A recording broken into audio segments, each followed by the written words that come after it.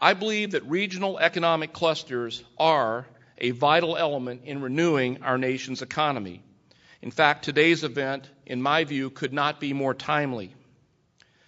And I believe that federal policy plays a key role in the success of regional economic clusters at both a micro and a macro level.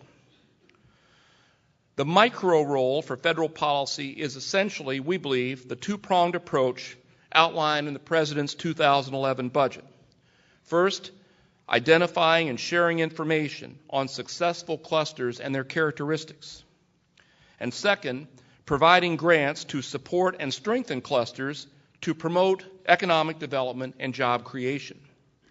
This conference today is an excellent example of the first element, building on the work of Brookings, the Center for American Progress, the Council on Competitiveness, and others to identify and promote successful clusters. And I certainly appreciate the involvement of Secretary Locke, Secretary Vilsack, and other members of the administration here today. For an example of the second element, grants to support and strengthen clusters, let me again cite our own experience in Indiana. From the beginning of our regional efforts in the life sciences, we've recognized that one of the most valuable assets is clinical data.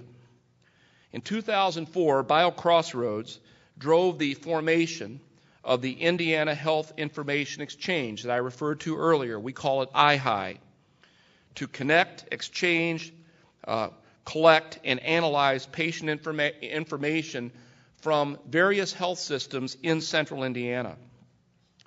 By 2008, the Indiana Health Information Exchange was identified by Health Affairs as the most advanced health information network system in the U.S. In the past year, Indiana's leadership in health information technology attracted nearly $50 million in total federal funding under the American Recovery and Reinvestment Act. This included a highly competitive Beacon Communities grant to build and sustain the health IT infrastructure and achieve measurable improvements in health within our community. Such a grant is just one ingredient of the complex chemistry of a successful regional cluster, and clearly no region can expect to be successful by depending primarily on federal funding. But it can be an important catalyst for creating essential capabilities. Even more important, I would argue, is the macro role of federal policy in creating an environment in which innovation can thrive. Our focus on regional innovation hubs reflects the insight that innovation is not a top-down process, but one that springs from human minds and human interaction. Without the right environment, no regional innovation cluster, no American enterprise, can fully compete in the global marketplace.